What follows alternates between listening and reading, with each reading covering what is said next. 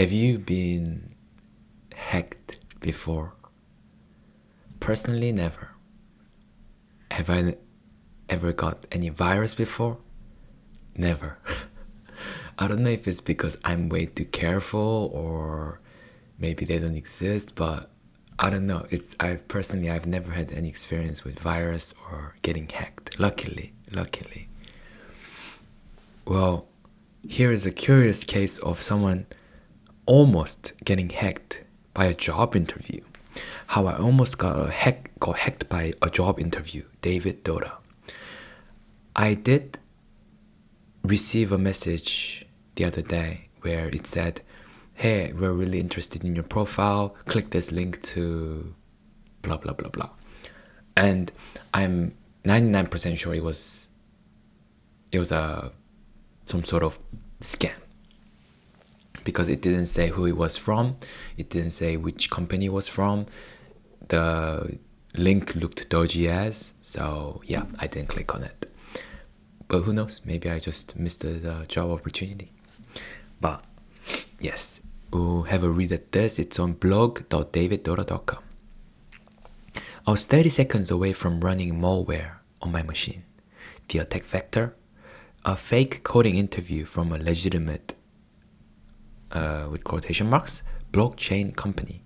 Here's how a sophisticated scam operation almost got me and why every developer needs to read this. Damn, that's crazy. I think if there's a coding interview and it's from a company that looks legitimate, I think I would at least click on it. I might at least click on it because it's interesting. And I wouldn't, I don't know, I think if it was well presented, I think I might click on it without thinking about it. The setup. Last week, I got a LinkedIn message from Mykola Yanchi, Chief Blockchain Officer at Simfa. Real company, real LinkedIn profile, 1,000+ connections, the works. The message was smooth, professional. We're developing Best City, a platform aimed at transforming real estate workflows. Part-time roles available, flexible structure. I've been freelancing for 8 years, built web applications, worked on various projects, done my share of code reviews. I'm usually paranoid about security, or so I thought. This looked legit, so I said yes to the call. The hook. Before our meeting, Mykola sent me a test project, standard practice for tech interviews, a React Node code base to evaluate my skills. 30-minute test, simple enough. The Bitbucket repo looked professional, clean, readme, proper documentation, even had the corporate stock photo of a woman with a tablet standing in front of a house. You know the one. Yeah, I think if it's well presented, it'll be really hard to tell. Here's where I almost screwed up. I was running late for our call. I had about 30 minutes to review the code, so I did what lazy developers do. I started poking around the code base without running it first. Usually I sandbox everything, Docker containers, isolated environments, but I was in a rush. I spent 30 minutes fixing obvious bugs, adding a Docker Compose file, cleaning up the code, standard stuff. Ready to run it and show my work. Then I had one of those paranoid developer moments, the save. Before hitting npm start, I threw this prompt at my Cursor AI agent. Before I run this application, can you see if there are any suspicious code in this code base? Like reading files it shouldn't be reading, accessing crypto wallets, etc. And holy beep. Sitting right in the middle of server controllers, user controllers.js was this beauty. So we have an async and byte array constant and decoder. What does this do? Obfuscated, sneaky, evil, and 100% active, embedded between legitimate admin functions, ready to execute with full server privileges the moment admin roots were accessed. I decoded that byte array. As API endpoint, okay? When I first hit the URL, it was live. I grabbed the payload. Pure malware. The kind that steals everything. Crypto wallets, files, passwords, and your entire digital experience. That's crazy. And the thing is, now I'm paranoid. Now I'm wondering if I have run anything like this before and I haven't realized the impact of it. I don't know. Here's the kicker. The URL died exactly 24 hours later. These guys weren't messing around. They had their infrastructure set up to burn evidence fast. I ran the payload through VirusTotal. Check out behavior analysis yourself. Spoiler alert, it's nasty. The operation. This wasn't some amateur hour scam. This was sophisticated. The LinkedIn profile, Miyakola Yanchi, looked 100% real. Chief blockchain officer, proper work history, even had those cringy LinkedIn post about innovation and blockchain consulting. And how come this person had 1,000+ connections? Were they all bots too? I really want to see this profile and to see if I could have spotted that this was a dodgy profile or not. Because if, for example, I see the LinkedIn post and it's got like 20 likes or something, then that's alarming. The company, Simfi, had a full LinkedIn company page, professional branding, multiple employees, posts about transforming real estate with blockchain. They even had affiliated pages and follower networks. The approach, no red flags in the initial outreach, professional language, reasonable project scope. They even used Calendly for scheduling. The payload. The malicious code was positioned strategically in the server-side controller, ready to execute with full Node.js privileges when admin functionality was accessed. This makes me think, why can't scammers do this? I mean, this doesn't seem very hard to duplicate. And if a experienced person like this was almost so close to falling into it, I think a lot of people will fall into it. Is it one of those things that if they put this much effort into something, they probably wouldn't be scamming in the first place, kind of thing? But I don't know. I mean, of course, I'm happy that this is not common. It's not as difficult to spot. I mean, it's not that difficult to spot. That's a good thing, but I'm just wondering as a curiosity thing. The psychology. Here's what's made this so dangerous. Urgency. Complete the test before the meeting to save time. Authority. LinkedIn verified profile. Real company. Professional setup. Familiarity. But this is the thing about LinkedIn verified profile. Like any verification, that if you pay, you can get verification. And I'm sure LinkedIn works that way, right? Or maybe not. But yeah, that's the thing about the verification. Familiarity. Standard take-home coding test. Every developer has done dozens of these. Social proof. Real company page with real employees and real connections. I almost fell for it. And I'm paranoid about this stuff. Damn, I wonder how many people have fallen for this. Because surely this person wasn't the first attempted victim. The lesson. One simple AI prompt saved me from disaster. Not fancy security tools, not expensive antivirus software, just asking my coding assistant to look for suspicious patterns before executing unknown code. The scary part, this attack vector is perfect for developers. We download and run code all day long, GitHub repos, npm packages, coding challenges. Most of us don't sandbox every single thing. And this was server-side malware, full Node.js privileges, access to environment variables, database connections, file systems, crypto wallets, everything. The scale.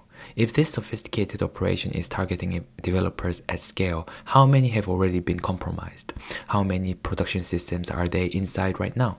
Perfect targeting. Developers are ideal victims. Our machines contain the keys to the kingdom. Production credentials, crypto wallets, client data. Professional camouflage.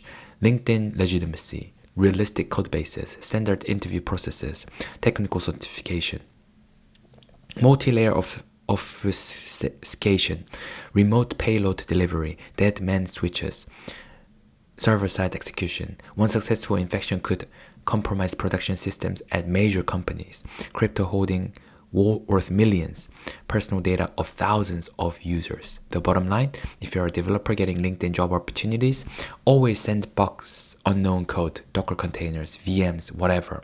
Never run it on your main machine.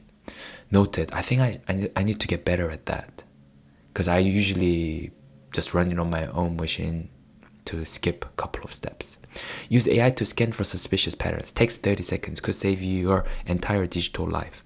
Yup, I need to do that too. I need to do that too. These are really good advices that doesn't take long to implement, but makes a lot of big impact. Verify everything. Real LinkedIn profile doesn't mean real person. Real company doesn't mean real opportunity. Trust your gut. If someone's rushing you to execute code, that's a red flag. Yeah, I think rushing you to execute code, that was probably the mistake that they made.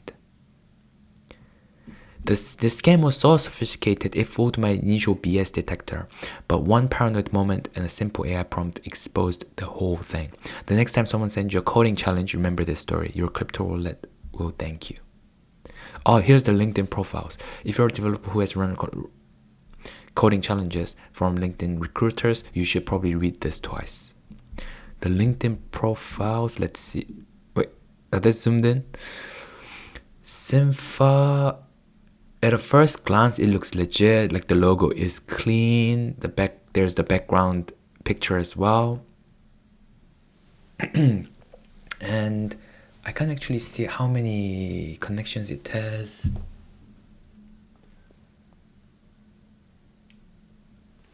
Yeah, but this looks legit because even the likes and interactions, there are not that many. So it looks like, oh, okay, it's a startup.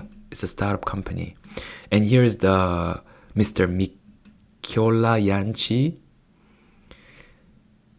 He's got the profile picture it's an actual profile picture, and he's got posts with right amount of interactions to be it definitely seems legit. And yeah, looks very clean. There's whole experience filled out, education filled out. And this is his message. Good, schedule the meeting and send me a screenshot. I think my hiring and tech manager will be running the meeting, and hope you understand that my manager may be a little late due to a tight meeting schedule. And it's a Calendly invite. Here's the test requirement. To shorten the meeting time and avoid unnecessary steps, complete the test before the meeting and be prepared to explain it in the meeting. One thing that's alarming is I don't know if the message is very professional. Like, if I read this, I would be like, like this person, is there something fishy about it? It's too direct. Maybe it's like a cultural thing, but where I used to work, like, we will never put it this way. Schedule the meeting and send me a screenshot. We will never say this. It will come across rude, especially to someone that you haven't worked with before. We will say something like, that's good. Thank you for doing that. Could you please schedule the meeting and send us a screenshot whenever possible? Blah, blah, blah, blah. And yeah, I think if I read this, it would raise some alarms for sure. Hi, Arun. I would love your help with a project we're working on at Sanfa. We're developing Best City, a platform aimed at transforming real estate workflows, and we're looking to add experienced software experts to our remote team. Part-time and contract roles are open. We're flexible on structure. Here's a link to the role details if you'd like to explore further. Also, Google Doc document? I think that also seems a little bit dodgy too. I don't know if I'm saying that because it's like I know what this is, or like it's all scam. But yeah, if I saw Google Doc document, I would be like, what? Google Doc document? Why? And here's the GitHub repo.